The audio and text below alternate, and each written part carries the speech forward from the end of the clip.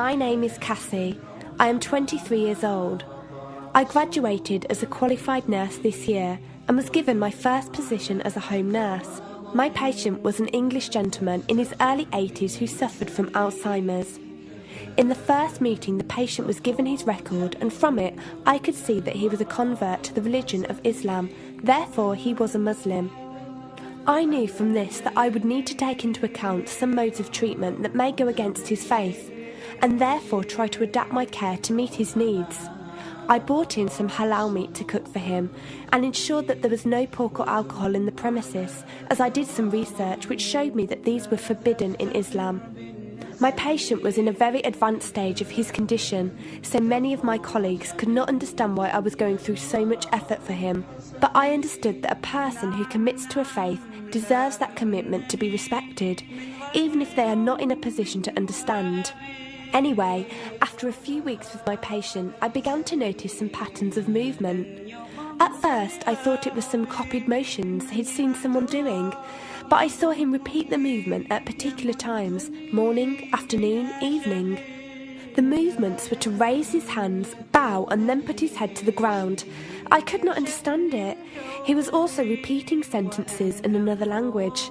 I couldn't figure out what language it was, as his speech was slurred, but I know the same verses were repeated daily. Also, there was something strange. He didn't allow me to feed him with my left hand. Somehow I knew this linked to his religion, but didn't know how. One of my colleagues told me about Paltalk as a place for debates and discussions. As I did not know any Muslims except for my patient, I thought it would be good to speak to someone live and ask questions.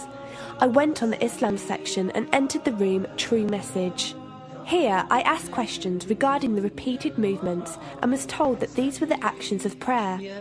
I did not really believe it until someone posted a link on the Islamic prayer on YouTube. I was shocked. A man who has lost all memory of his children, of his occupation, and could barely eat and drink, was able to remember not only actions of prayer, but verses that were in another language. This was nothing short of incredible, and I knew that this man was devout in his faith, which made me want to learn more in order to care for him the best I could. I came into the Paltalk room as often as I could, and was given a link to read the translation of the Quran and listen to it. The chapter of the bee gave me chills, and I repeated it several times a day. I saved a recording of the Quran on my iPod and gave it to my patient to listen to. He was smiling and crying, and in reading the translation I could see why. I applied what I gained from Paltalk to care for my patient, but gradually found myself coming to the room to find answers for myself. I never really took the time to look at my life. I never knew my father. My mother died when I was 3. Me and my brother were raised by our grandparents who died 4 years ago, so now it's just the two of us. But despite all this loss, I always thought I was happy, content. It was only after spending time with my patient that I felt like I was missing something. I was missing that sense of peace and tranquility my patient, even through suffering, felt. I wanted that sense of belonging and a part of something that he felt, even with no one around him. I was given a list of mosques in my area by a lady on Paltalk and went down to visit one. I watched the prayer and could not hold back my tears. I felt drawn to the mosque every day, and the imam and his wife would give me books and tapes to welcome any questions I had. Every question I asked at the mosque and on Paltalk was answered with such clarity and depth that could do nothing but accept them. I have never practiced a faith, but always believed that there was a God. I just did not know how to worship him. One evening I came onto Paltalk, and one of the speakers on the mic addressed me. He asked me if I have any questions. I said no. He asked if I was happy with the answers I was given. I said yes. He then asked what was stopping me accepting Islam. I could not answer. I went to the mosque to watch the dawn prayer. The imam asked me the same question. I could not answer. I then went to tend to my patient. I was feeding him, and as I looked into his eyes, I just realised he was brought to me for a reason, and the only thing stopping me from accepting was fear. Not fear in the sense of something bad, but fear of accepting something good and thinking that I was not worthy like this man. That afternoon I went to the mosque and asked the imam if I could say my declaration of faith, the Shahada.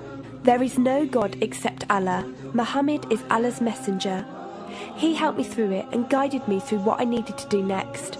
I cannot explain the feeling I felt when I said it. It was like someone woke me up from sleep and sees everything more clearly. The feeling was overwhelming joy, clarity, and most of all, peace. The first person I told was not my brother, but my patient.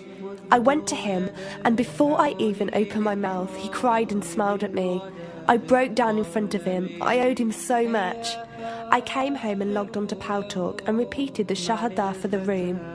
They all helped me so much, and even though I had never seen a single one of them, they felt closer to me than my own brother. I did eventually call my brother to tell him, and although he wasn't happy, he supported me and said he would be there. I couldn't ask for any more. After my first week as a Muslim, my patient passed away in his sleep while I was caring for him. Inna lillahi wa inna ilaihi raji'un. He died a peaceful death, and I was the only person with him. He was like the father I never had, and he was my doorway to Islam. From the day of my Shahada to this very day, and for every day for as long as I live, I will pray that Allah shows mercy on him and grant him every good deed I perform in the tenfold. I loved him for the sake of Allah, and I pray each night to become an atom's weight of the Muslim he was. Islam is a religion with an open door. It is there for those who want to enter it. Verily, Allah is the most merciful, most kind.